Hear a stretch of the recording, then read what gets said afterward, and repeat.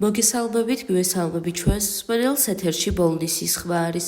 შეგახსენებთ, რომ ბოლნისის ხმა პროექტ მისიხმის ფარგლებში ხორციელდება, რომლის მხარდამჭერია გერმანიის საგარეო საქმეთა სამინისტრო და DVV International. დღევანდელ გადაცემაში ვისაუბრებთ მოჭადრაკე ქალების შესახებ. მოჭადრაკე ქალები მსოფლიოში ბევრი ცნობილი და წარმატებული პიროვნება გვყავს. ზოგი მათგანი მსოფლიო ჩემპიონია. ზოგს კი სხვა მნიშვნელოვანი წარმატება აქვს მოპოვებული. რამდენიმე ცნობილი ქალი მოჭადრაკის შესახებ ვისაუბრებთ დღეს. ნანა ალექსანდრია, გამორჩეული ქართველი მოჭადრაკე, რომელმაც მრავალჯერ გაანადგურა მსოფლიო, ევროპის და მსოფლიო სხვადასხვა ქვეყნის ჩემპიონები. მარიამ მუშჩუკი, უკრაინელი მოჭადრაკე, რომელიც რამდენიმე წელია მსოფლიო ჩემპიონია და მრავალი წარმატება აქვს მიღებული. ჟორჟია კოპიანა, ცნობილი მოჭადრაკე, მსოფლიო ჩემპიონი, რომლის თამაშიც ითვლება ერთ-ერთ საუკეთესო და სტრატეგიულად და ძლიერად. ჰოდით აივინი, ჩინელი მოჭადრაკე, რომელმაც ბევრი გათამაშება მოიგო და შესამჩნევი იყო მოჭადრაკე ვარსკვლავი. ასევე დღევანდელი გადაცემა ალბათ ძალიან არათემატური იქნება, თუ არ ვახსენებთ ქართველ ქალ მოჭადრაკეს ნონა გაფრინდაშვილს. ნონა გაფრინდაშვილი არის ერთ-ერთი ყველაზე ცნობილი და გამორჩეული ქართველი მოჭადრაკე ქალი. ის მსოფლიო ჩემპიონია და ერთ-ერთი ყველაზე გავლენიანი ფიგურაა ჭადრაკის სამყაროში. მისი მიღწევები საოცარი იყო განსაკუთრებით იმ დროისთვის, როდესაც ქალები ჭადრაკში უფრო ნაკლებად იყენებდნენ თავის შესაძლებლობებს. ნონა გაფრინდაშვილი დაიბადა 1951 წელს თბილისში და ის იყო პირველი ქალი, რომელმაც მიაღწია დიდ წარმატებას მოჭადრაკეთა სამყაროში. 1962 წელს 21 წლის ასაკში მან მიიღო მოჭადრაკის მასტერის ტიტული, ხოლო 1978 წელს გახდა პირველი ქალი, რომელმაც მსოფლიო ჩემპიონობა მოიპოვა. მისი კარიერის განმავლობაში ნონა გახდა მსოფლიო ქალთა ჩემპიონი 5-ჯერ, რაც ძალზე მნიშვნელოვანი მიღწევა იყო. გაფრინდაშვილის თამაშის სტილი ცნობილია თავისი სიღრმით და შესანიშნავი სტრატეგიით. ის გახდა საერთაშორისო მოჭადრაკე, საზოგადოებისთვის როლის მოდელი და შთაგონება ბევრისთვის.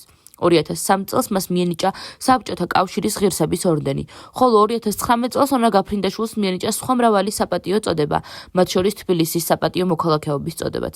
ნონა გაფრინდაშვილის გავლენა არა მხოლოდ ჭადრაკზე, არამედ ქალთა წარმომადგენლობის გაძლიერებაზეც გრძელდება. ძალიან დიდი მადლობა იმისთვის, რომ იყავით ჩემი დღევანდელი გადაცემის მსმენელი. მე დღეისთვის გემშვიდობებით, ხოლო გიტოვებთ ჩვენს მეგობრებს თეთრი კარვიდან, მოусვიდეთ, იხალისეთ და ბედნიერ კვირას გისურვებთ.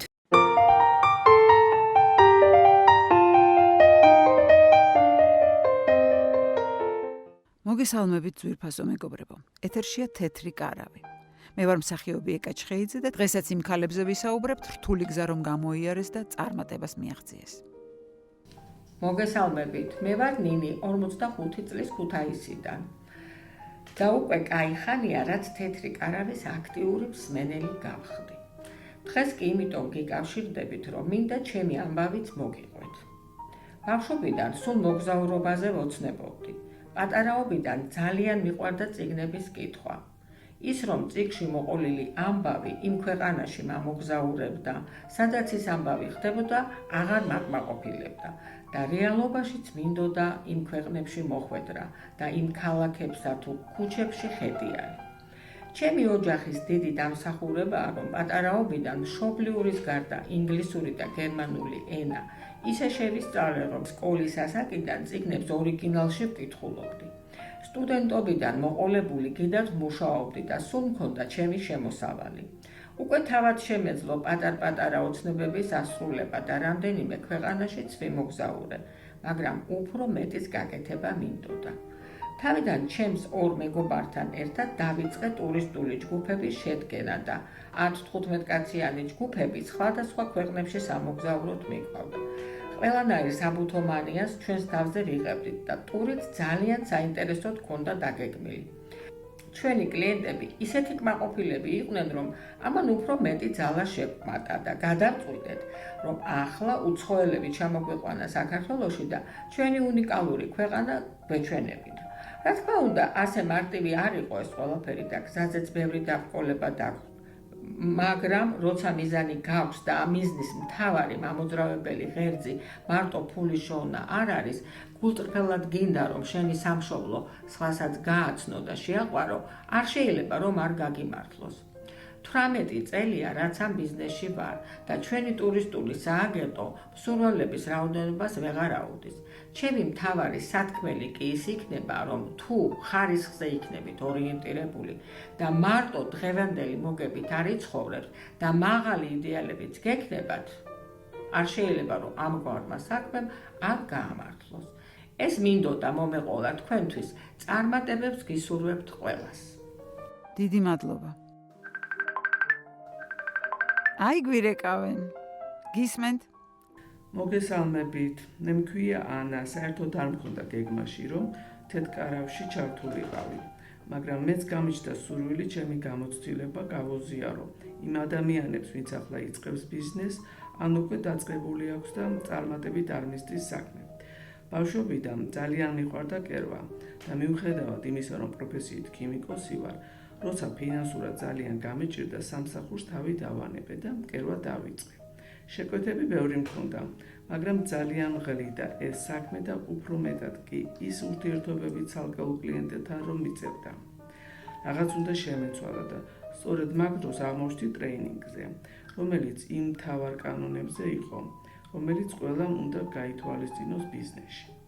სათითაოდ გვეკითხებოდა, ვის რა გვაინტერესებდა, რა გვიქმნიდა დისკომფორტს და რის წამოწყებას გეგმავდით.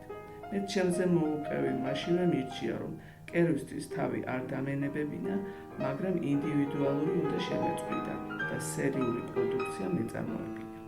რადგან მანამდე მხოლოდ კაბებს ვკერავდი, მიფიქრე, რომ იგივეს გავაგრძელებდი, ოღონდ სერიულად შევკერავდი რამდენიმე მოდელს ყველაზე მოთხოვნად ზომებში. არაო, მითხრა, ჯერ ბაზარი უნდა გამოიკვლიო, რისი დეფიციტიც არის, თქვენთან ის ნიშა უნდა დაიკავო. ცოტა კი გამიკვირდა ეს როგორ უნდა გამერკვია, მაგრამ მალე ამაშიც დამეხმარა და აღმოჩნდა, რომ იმ ეტაპზე ყველაზე დიდი მოთხოვნა იყო ნაჭრის მხარზე გადასაკლი ჩანთებზე, იმიტომ რომ ყველა ქალს შეეძლო მისი პატარა ჩანთით ტარება.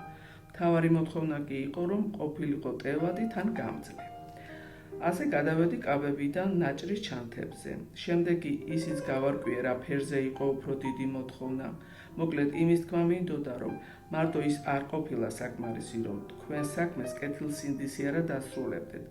აუცილებლად უნდა შეისწავლოთ ბაზარი და თქვენი ნიშა იპოვოთ, რომ თქვენც კმაყოფილი დარჩეთ და მომხმარებელიც. ახლა მე უკვე ჩემი არც თუ პატარა სამკეროლო სახლი მაქვს და ამჯერად ბავშვების სპორტულ ტანსაცმელზე ვმუშაობ.